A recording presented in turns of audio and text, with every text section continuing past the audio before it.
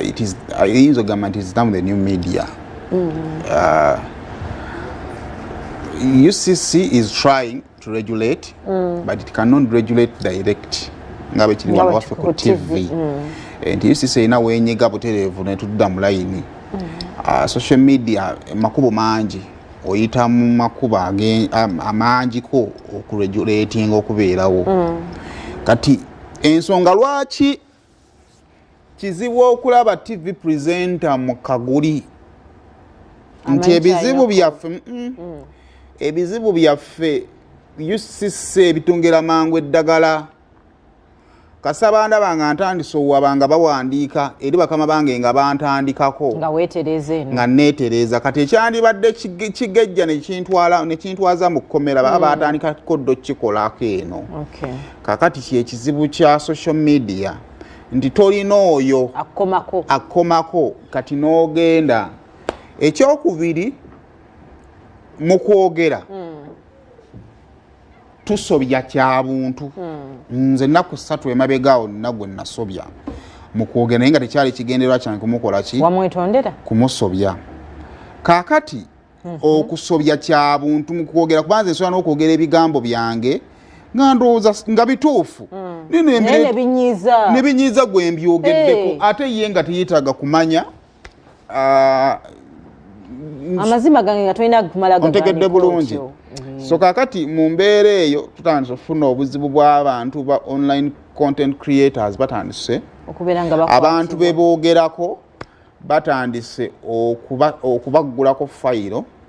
mu process y'okubaggulako fayiro batandise obbasiba lwansonga nti vacuum eri enti tewaliiwo akukomako. Kati bano betwogerako batandise okutwekolerako batukomeko naye nga tewali kipya kiri ku social media kitabadde ku media za Uganda. Naye omukisa nti ku media olina kugamba nti saimu kirabika omusajja omuyingidde nnyo kati toddamu mwogerako. Kati challenge tulina era mu mbeera efaanaganako bwetyo full figure yamuggulako omusango. Challenge ey'okubiri nno gye tulinawo yeyokuba nti amateeka gabayina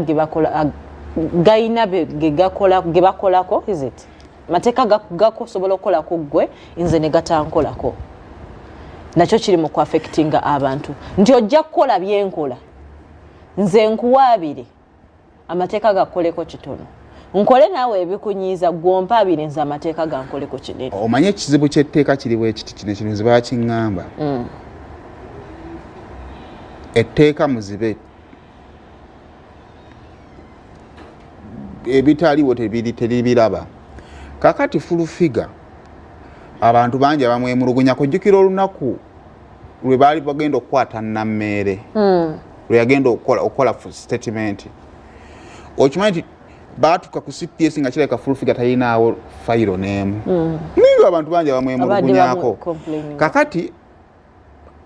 okwemulugunya n'okuggulawo keesi bibiri byanjawulo batya mutye nedda otuuka ndowooza oba bwenenya n'okireka ekyokubiri tekibaddeewo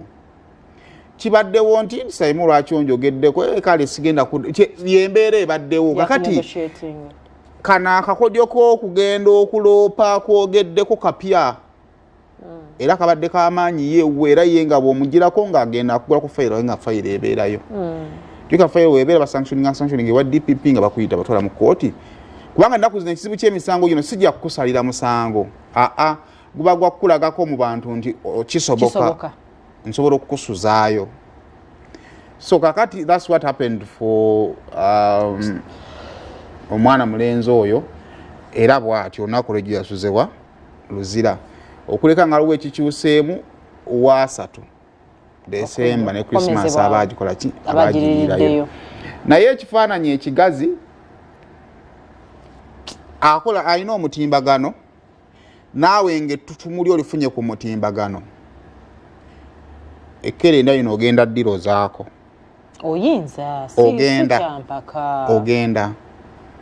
ogenda ddiro zaako kubanga ffenna mu nkola yaffe ey'emirimu tusobya abantu naye gwe bw'osiba olina ky'otunda nti kikola ki kisoboka osobola obuuka akatego kano n'obuuka kali naye oyinza obutabuuka butego ki bwonna so ekkerenda lino ensigo eno esigiddwa naye ffenna tujja gikomba kubanga wakati mu kwogera naye kati nyinza okuba ku lunaku olwaleero mu kwogera nagwenyiizizza ekisembayo obwetoowaze erife aboogera bwe nkugambye gwe nanyiiza bwe nkibyalayizinga nti ayinza okuba yantegedde bubi nempita mu abo abasobola omutuukako nti munaye neetonze ekigendwa si kyakwetonda ekisooka kukyusa kifaananyi nti oyinza okuba ebigambo byange obifunye kubanga olowooza nti gw'ovuganya naye yantumye n'omulabako simulabangako oba ontegeera ekyokubiri kiraka kizze bwekityo naye tekyabadde kigenderere tutereezezza tutya simple oba okitegeera kati ekyo kiri ku sayidi eyaggwe munnamawulire ali mu kuwa speech zo but again era n'okuzzaako katono nnyo waliwo n'omuntu akozesa bias saimo nga nsobola okujja wano eno nga siina kalungi kendaba mu muntu nga buli kimu njogera kibi n'okuwayirizanga kwentadde kati ekyo kya mirundi ebiri ntera nnyo okigamba bwe nti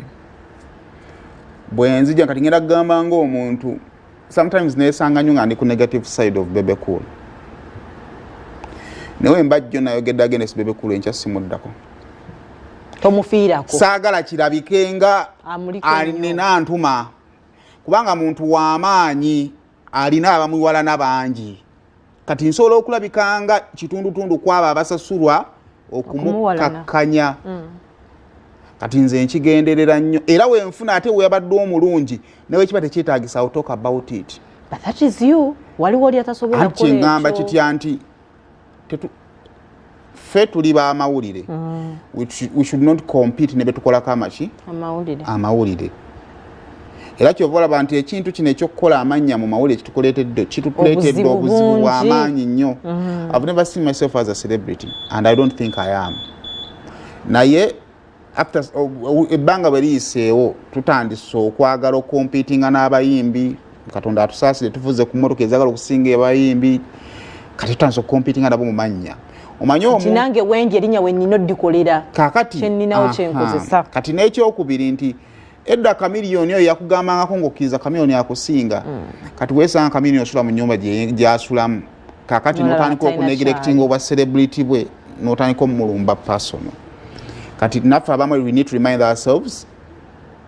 tetukompitinga nabantu bano betwogerako tusobole okubategeera when they get back to us because leero akola ekibi ekyana akola ekirungi n'okuddamu okureflectinga nti musajja emba namuyita ntya mpakantu namwogeddeko jjo eyayo kanjiyiteko ng'atagiraba kyabuntu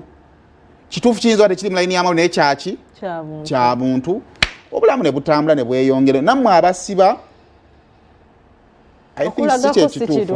si kyekituufu kubanga mujja tukataimu ng'ate mubeetaaga fo PR ate nga muyinza obutasobola bafuna ebyo kale musibe bulungi mweraba